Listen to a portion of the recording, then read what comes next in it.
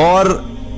اس دنیا کو اللہ سبحانہ تعالیٰ نے بنایا، اور بنانے کے بعد اللہ تعالیٰ نے خود ہی کیا فرما دیا، وَمَا الْحَيَاةُ الدُّنْيَا إِلَّا مَتَاعُ الْغُرُورِ، کہ یہ دھوکے کے سوا اور کچھ بھی نہیں ہے۔ دنیا کی زندگی کیا ہے؟ ایک دھوکہ ہے، اور یہ دھوکہ اس وقت ختم ہو جائے گا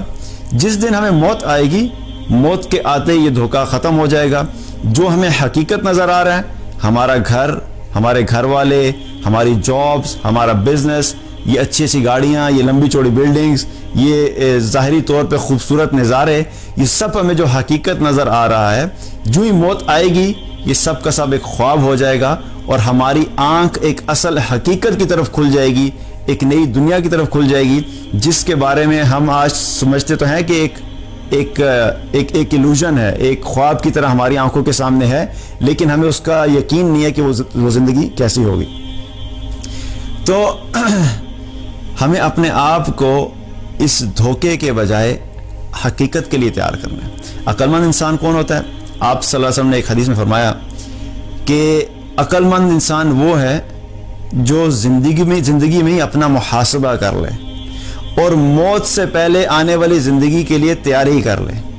اور بے وقوف انسان وہ ہے کہ جو اپنی خواہشات نفس کے پیچھے پڑا رہا اور اللہ تعالیٰ سے بڑی بڑی آرزویں منسلک کیے ہوئے، یعنی اعمال کوئی نہیں ہے،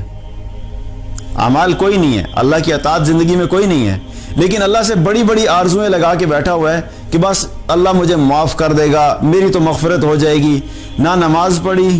نہ فرائض ادا کیے، جھوٹ بھی بول رہا ہے، لوگوں کو دھوکہ بھی دے رہا ہے، گالیاں بھی دے رہا ہے، شراب بھی چل رہی ہے، زنا بھی چل رہا ہے، حرام دیکھا بھی جا رہا ہے، حرام بولا بھی جا رہا ہے، سب کچھ چل رہا ہے، لیکن ساتھ ساتھ کیا کہتا ہے؟ نہیں اللہ میرا بڑا غفور الرحیم، اللہ مجھے تو معاف کر دے گا۔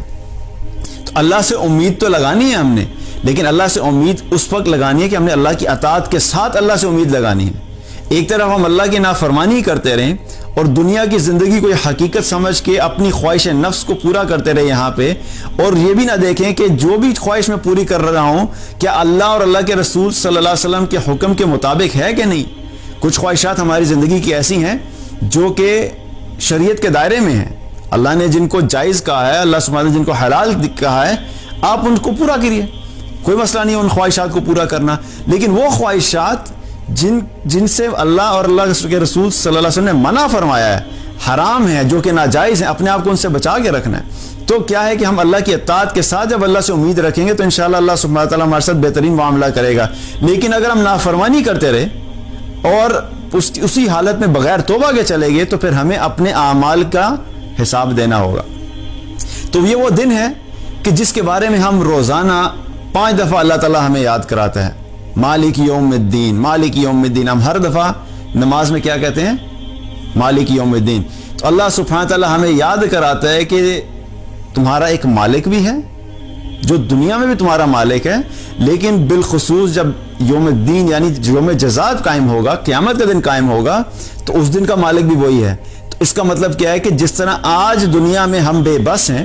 ہمارے اپنے ہاتھ میں کوئی فیصلہ نہیں ہے، ہمیں لگتا ہے کہ ہم فیصلے خود کر رہے ہوتے ہیں، لیکن حقیقت میں سارے فیصلے اللہ کی طرف سے ہو رہے ہوتے ہیں۔ سارا نظام جو دنیا کا چل رہا ہے، لوگوں میں جو رزق بانٹا جا رہا ہے، لوگوں کو جن کو صحت مل رہی ہے، جن کو بیماری مل رہی ہے، جن کو مشکلات آ رہی ہیں، جو خوشی میں ہیں، جو راحت میں ہیں، یہ سب کا سب نظام جو ہے وہ اللہ کنٹرول کر رہا ہے۔ تو آج بھی اللہ ہمارا مالک ہے،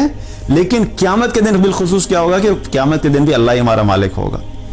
تو جس مالک کو ہم نے قیامت کے دن فیس کرنا ہے، ہمیں اس دنیا میں ہی اس مالک کو راضی کر کے جانا ہے، کیونکہ اس دن کو ہم لوگ ایوائڈ کر نہیں سکتے۔ اب ہم چاہیں یا نہ چاہیں یہ دن ہم لوگوں نے دیکھنا ہی دیکھنا ہے۔ ہاں، اس دن کو بہتر کیسے بنایا جا سکتا ہے، اس دن کی وحشت سے کیسے بچ سکتے ہیں، اس دن کی ناکامی سے کیسے بچ سکتے ہیں، اس دن میں پریشانی سے ہم کیسے بچ سکتے ہیں، اس کے لیے اللہ سبحانہ تعالیٰ نے ہمیں یہ دنیا میں یہ وہ موقع دیا ہے اور وہ ساری گائیڈ لائنز دی ہیں کہ ہم اگر ان کو فالو کریں، اپنی زندگی کو ایک خاص طریقے سے گزاریں، تو اللہ کی رحمت سے امید ہے کہ اللہ سبحانہ تعالیٰ ہمارے لیے وہ دن آسان کر دے گا۔